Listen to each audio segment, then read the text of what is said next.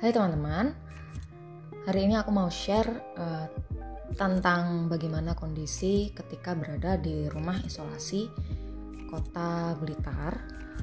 Jadi seperti apa ketika kita berada di sana, fasilitas apa yang kita dapatkan, langsung saja kita bahas.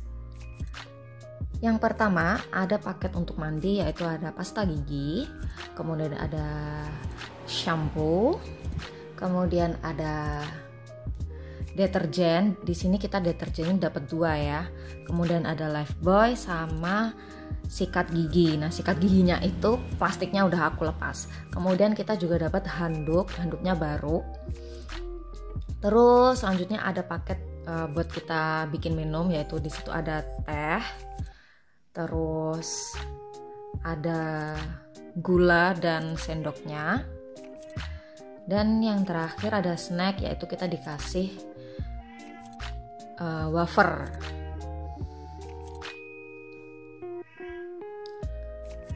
Terus juga ada yang namanya satu tas isinya susu Bear Brand, totalnya itu 10. Jadi normalnya untuk 10 hari isoman. Terus juga kita dapat yang namanya masker. Nah, di sini maskernya masker hijab ya, yang dipakai mau dikasihin ke laki-laki atau perempuan juga sama.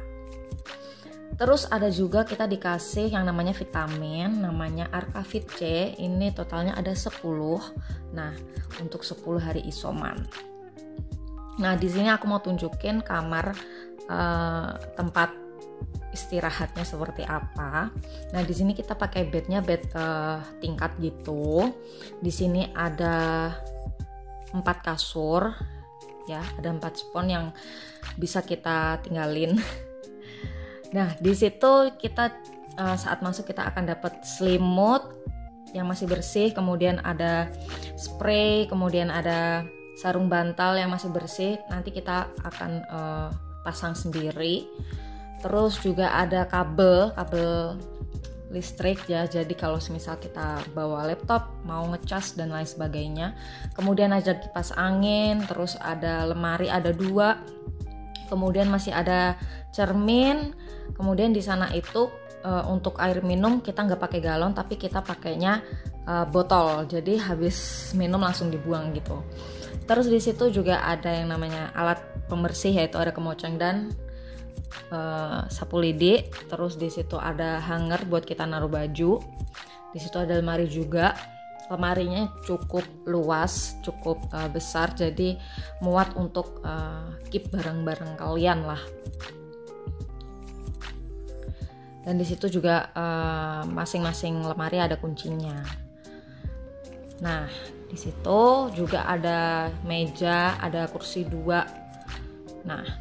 Nah, kalau emang yang tidak ada spraynya, berarti itu emang nggak ditempatin, nggak ada orangnya gitu. Jadi spraynya itu kalau kita mau pulang itu dimasukin ke kantong lagi, kemudian kita bawa ke pos depan untuk selanjutnya akan dicuci. Nah, di sini aku mau lanjut tunjukin kamar mandinya di belakang itu seperti apa. Nah, jadi ini tuh kanan kiri itu ada kamar. Kemudian setelah kamar itu kita akan menemukan wastafel. Ya, wastafel itu ada 2 di sebelah kanan dan ada 2 di sebelah kiri. Namun wastafel ini tidak berfungsi ya, nggak bisa dipakai gitu. Terus setelah wastafel di sebelah paling belakang itu ada yang namanya tempat wudhu ya. Di sini terserah kalian mau nyuci mau wudhu. Kemudian di sini juga ada kamar mandi. Kamar mandinya cukup luas. Kemudian kamar mandi itu tidak hanya di sebelah kiri atau kanan aja, tapi di sebelah kanan kiri ada. Kemudian di situ juga ada alat kebersihan kalau kalian mau bersihin kamar kalian. Kemudian di situ ada tempat jemuran yang di dalam. Ada bak buat mencuci, kemudian di sini ada peta juga kalau semisal kalian baru datang terus bingung kamar kalian yang mana, kalian bisa lihat petanya. Ini adalah tempat jemuran yang di luar yang terpapar sinar matahari. Kemudian di situ ada tong sampah hijau dan ada tong sampah kuning. Sapu, cikrak. Nah, Tadi ada tong sampah hijau itu untuk kita buang sisa makanan. Kemudian kalau tong sampah kuning itu untuk sampah medis. Kemudian di sini di luar di halaman itu ada tempat cuci tangan, ada 2. Kemudian di sini adalah tempat di mana para petugas menaruh makanan ya. Jadi kalau makanan sudah di situ, kita tinggal keluar dari gedung. Ya, di sini adalah gedungnya. Kita tinggal keluar dari gedung, kemudian ke meja tempat menaruh makanan kita ambil, ya udah kita balik lagi. Seperti itu. Dan ini adalah meja atau tempat di mana kita cek kesehatan setiap hari ya. Kita cek kesehatan itu setiap pagi dan sore. Nah, ada oximeter, kemudian ada alat untuk mengecek suhu tubuh, kemudian juga ada alat untuk cek tensi ya, tensi. Dan ketika kita melakukan pemeriksaan itu kita cek secara sendiri-sendiri ya. Jadi masing-masing orang itu akan cek kesehatannya masing-masing seperti itu. Kemudian setelah kita mengecek kesehatan kita harus kirim datanya kemana. Nah itu nanti ada adminnya. Jadi ketika kalian masuk ke rumah isolasi, kalian itu nomor WhatsApp kalian itu bakal disimpan dan dimasukkan di grupnya. Jadi di sini ada grup WhatsApp-nya. Jadi setiap pagi dan sore setelah kalian cek kesehatan, jangan lupa difoto dan dikirimkan di grup tersebut. Nah, jadi disitulah para tenaga medis ya akan memantau kesehatan kalian. Oh ya, di sini aku mau lengkapin infonya. Tadi ada beberapa info yang masih terskip, yaitu ada fasilitas. Di sana itu terdapat wifi. Wifi-nya itu nggak cuma satu jaringan aja, ada beberapa wifi yang bisa kalian pakai. Kemudian juga di sana ada TV ya, jadi dalam satu gedung itu ada satu TV di ruang tengah seperti itu. Kemudian di rumah isolasi itu jumlah gedung utamanya itu nggak cuma satu ya, jadi ada 2 gedung. Yang gedung depan ya, yang paling dekat dengan pos penjagaan itu adalah gedung yang digunakan untuk pasien dengan gejala yang berat ya, mungkin membutuhkan oksigen, batuknya intensitasnya cukup tinggi, kemudian ada sesak atau dan lain sebagainya.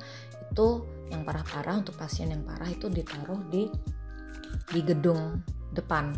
Kemudian yang gedung belakang itu adalah orang-orang yang tanpa gejala, artinya mereka levelnya ringan atau sedang. Nah, itu ada di gedung belakang. Nah, kemudian pembagian laki-laki perempuan itu bagaimana? Nah, di situ per gedungnya itu ada lantai 1 sama lantai 2 ya. Jadi untuk lantai 1 itu digunakan untuk putri, kemudian untuk laki-lakinya ada di lantai 2. Jadi tetap dalam satu gedung, cuman kita pembagiannya lantai 1 sama lantai 2. Kemudian juga untuk makanan itu sehari 3 kali ya. Jadi jam 6:30 atau jam 7 kurang seperempat itu akan sudah dikirimin makanan. Kemudian nanti jam sebelum duhur atau sekitar jam 12 kurang seperempat itu juga ada makanan lagi. Sama malam itu kirimnya pas sebelum maghrib ya, kisaran jam 5:30. Nah itu sudah dikirimin makanan seperti itu. Biasanya kalau petugasnya itu naruh makanan itu nggak cuma naruh makanan aja, tapi mereka juga naruh makanan dan minuman botol ya, karena di sana nggak menggunakan galon. Terus untuk kegiatan selama di sana itu apakah ada kegiatan khusus yang dirancang dari Rumis? Kalau untuk kegiatan khususnya itu tidak ada ya. Jadi ketika kita udah masuk di sana ya sudah kita melaksanakan hari-hari, menghabiskan waktu-waktu kita juga. Masing-masing orang itu pasti beda-beda gitu ya kan, karena yang masuk di situ nggak hanya orang yang pekerja, kadang juga ada anak sekolah juga harus isolasi di situ. Jadi ya masing-masing orang aktivitas masing-masing. Kalau mau jemur ya silakan mau berjemur, kalau mau olahraga ya silakan berolahraga, seperti itu. Jadi tidak ada aktivitas yang memang itu dikoordinasi dari rumah isolasi gitu, tidak ada. Jadi aktivitasnya bebas, terserah kalian, seperti itu. Dan ketika kalian mau habis masa isolasinya, itu nanti dari admin atau dari tim kesehatan itu kalian bakal dihubungin ya melalui WhatsApp. Jadi 1 hari sebelum kepulangan kalian akan diobservasi lagi, akan ditanya apakah ada gejala atau tidak. Jika kalian tidak ada gejala, maka keesokan harinya kalian sudah diperbolehkan untuk pulang, seperti itu. Kemudian kalau kalian waktu kepulangan ya masih ada gejala, waktu ditanya itu masih batuk, masih sesak atau bagaimana, itu kalian nggak bisa pulang gitu. Jadi harus nambah lagi 3 hari isolasi di situ sampai benar-benar nggak ada gejala, baru kalian boleh pulang. Nah, apakah ketika kita pulang itu kita dilakukan pemeriksaan? Nah, jawabannya adalah sebenarnya pemeriksaan itu sudah dilaksanakan melalui observasi keseharian ya. Jadi ketika kita melakukan pengecekan kesehatan, nah itulah dasar tim medis untuk memutuskan ini boleh pulang atau enggak, atau melalui wawancara kepada pasiennya langsung gitu. Jadi kalau kalian udah nggak ada gejala dan dilihat dari hasil pemeriksaan kesehatan yang setiap hari kalian lakukan itu progresnya bagus, baik, ya sudah berarti kalian pulang. Nah, kalian itu pulang dari rumah isolasi itu syaratnya adalah dijemput oleh keluarga yang tidak sedang melakukan isolasi mandiri. Jadi yang menjemput kalian itu nggak boleh orang yang isoman juga, itu nggak boleh gitu. Kemudian kalian ketika pulang itu akan dikasih yang namanya surat sehat ya, akan dikasih surat sehat yang ditandatangani oleh dokter yang istilahnya yang berwenang di situ gitu. Jadi ketika kalian keluar dari rumah isolasi, kalian itu sampai di rumah itu sudah tidak perlu melakukan isolasi lagi. Nah, kalian sudah boleh melakukan aktivitas sehari-hari tapi tetap dengan menjaga protokol kesehatan, seperti itu. Dan ketika kalian pulang, yang harus dan wajib dikembalikan itu ada 3, yaitu ada sarung bantal, spray, sama selimut.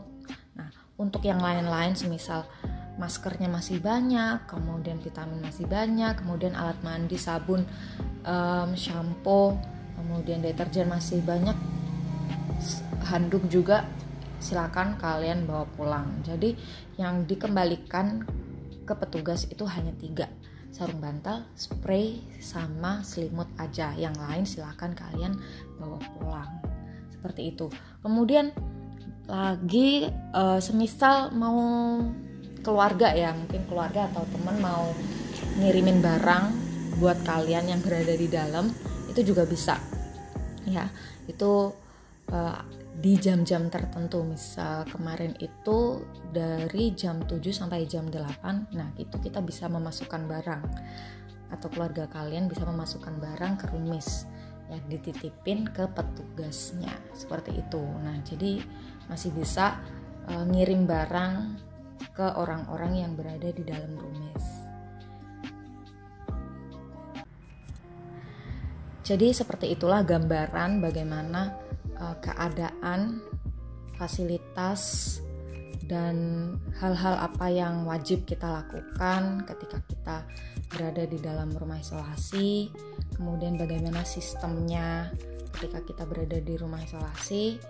Semoga dari sini kita semua ya, buat yang sudah nonton ini jadi ada gambaran, oh ternyata di rumah isolasi itu seperti ini loh. Jadi ada gambaran lah, istilahnya ada gambaran kondisi yang ada di dalam rumah isolasi. Semoga bermanfaat dan semakin menambah wawasan kita terhadap fasilitas yang diberikan oleh pemerintah Kota Blitar untuk penanganan COVID-19 ini. Oke, aku akhiri. Wassalamualaikum warahmatullahi wabarakatuh.